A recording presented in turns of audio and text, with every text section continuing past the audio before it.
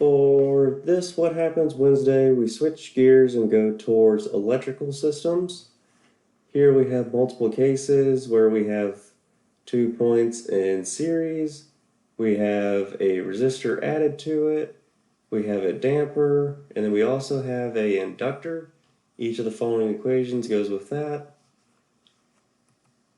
Then we switch over to our Kirchhoff law and conservation of energy. We see our example here where we have our voltage source, our 2 resistors.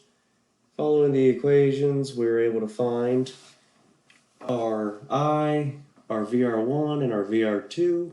Same with our example 2, but this time the resistors are parallel and not in series. So it kind of changes up the equation a little bit. Then we move over to the second lecture where we start looking at RLC circuits and using Laplace transform, well, not exactly, but other methods to figure out our circuit's equation.